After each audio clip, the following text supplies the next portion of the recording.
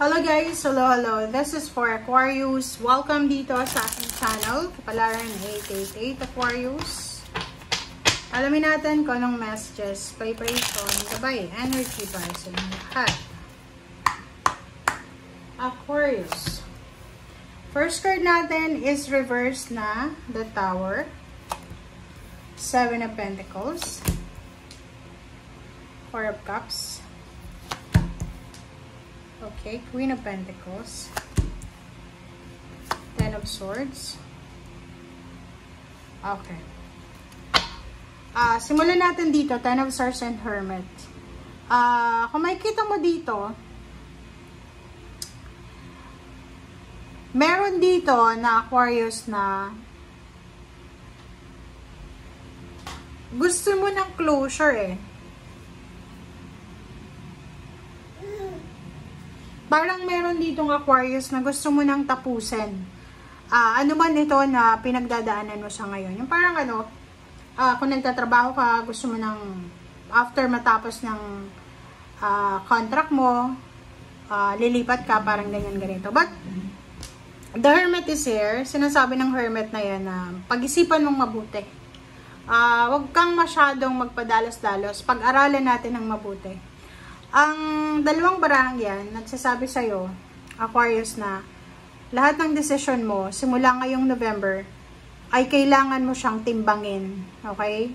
Maraming beses ka na nakaranas ng failure, ng problema, and gamitin mo yon, yung failure na yon, para sa mga decision making na gagawin mo. Basta ang sabi sa'yo dito, pag-aralan, you need to study, you need to think very well. Yung Tower dyan, sabi sa'yo na, yun na nga, ulitin ko, maraming beses ka na dumaan sa pagsubok, na pagtagumpayan, sinubok ulit, na pagtagumpayan, parang recurring siya, pabalik-balik lang siya.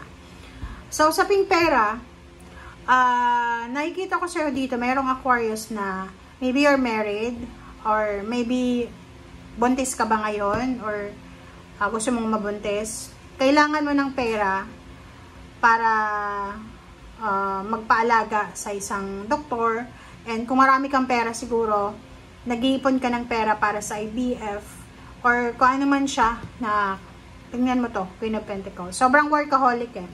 So, ang nakikita ko sir dito, isang Aquarius ang sobrang workaholic, 'di ba? Sobrang workaholic, couple sila, or pwedeng single ka lang, and breadwinner ka. Sobrang workaholic ka kasi marami kang plano para sa sarili mo. Kung ikaw ay may asawa, mag-asawa kayo, nagpaplano kayo na magkaroon ng anak, bumuo ng pamilya, magpakasal ulit, or mag-renew ng vows, or kano pa man. Yung iba din dito is about sa obligation mo sa iyong family. Yung iba gusto mag-business, yung iba gusto mag-travel sa international, yung iba gusto magpatayo ng bahay, bumili ng sasakyan, ganyan, ganito. So, ang dami-dami yung mga plano dito.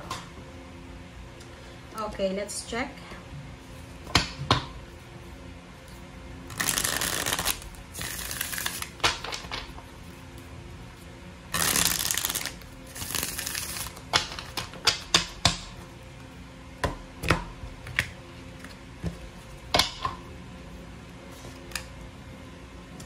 Okay, 3 of Wands.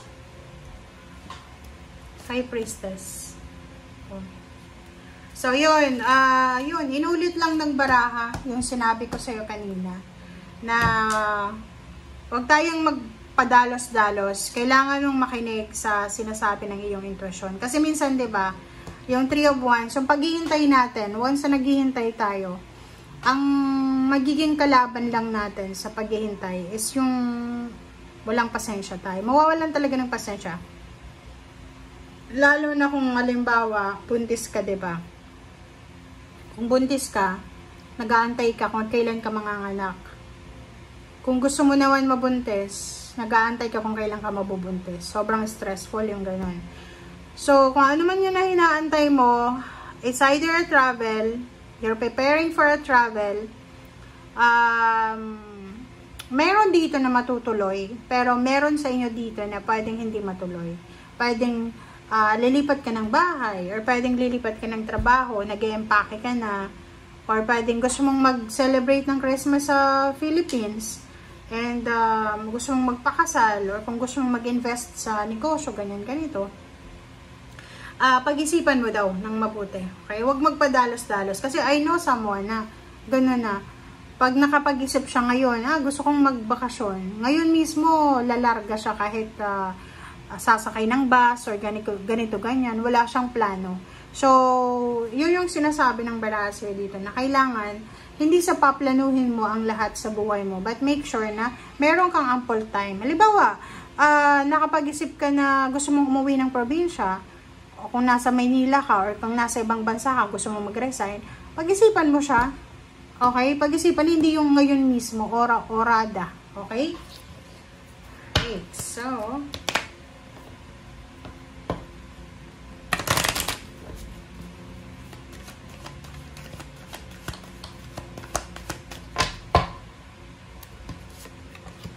okay, message of concern, Aquarius. Okay. So, nakikita ko sir dito na mayroong Aquarius na posibleng makakatanggap ka ng message from someone na official. Like for example, makakatanggap ka ng message or email from the HR, kung saan ka nagtatrabaho. Pwedeng makatanggap ka ng official message na yun, kung halimbawa nag-aasikaso ka ng papeles mo, dokumento, pwedeng may mga mali sa mga spelling, ganyan, ganito. Yung iba naman sa inyo dito is posibleng meron kayong mga iniisip na gawin, like yung gusto mo magpatayo ng bahay. Sinasabi ng baraha na pwedeng mag-isip ka or kailangan mong pag-isipang mabuti kung ano yung mga dapat na dokumento na kailangan mong ayusin bago ka bumili ng lupa or bago ka magpatayo ng bahay. Yung parang permit ba siya? Sa pagpapakasal, ganun din to kasi there's an idea ng kasal or travel. Kailangan din na ayusin yung official documents, diba? Kailangan mo ng SINOMAR, birth certificate, ganyan, ganito. So, hindi siya madali. Okay? So, this is a confirmation message para doon sa mga Aquarius na masyadong nagmamadali. Yung parang, minamadali mo yung lahat eh. Okay? And yung Hermit dito, sinasabi ng Hermit card na, yun, pag-aralan natin, magtanong tayo, hindi naman masama yung magtanong, guys. And, kailangan mong alamin kung ano ba talaga ang gusto mo. Kasi minsan, 'di ba, dahil stress tayo, ina-anxiety tayo, mabilis tayong gumawa ng action. So, dito sa'yo, sinasabi ng baraha, make sure na, sigurado ka. Alright. Last message, ganun din. So, everything happens for a reason daw. Lahat ng nangyayari sa buhay mo, lahat ng nangyayari sa mundo ay may rason. So, dahan-dahan lang. Okay? Parang yung kanta ni Maha Salvador, dahan-dahan lang tayo. Okay? Thank you guys. Bye!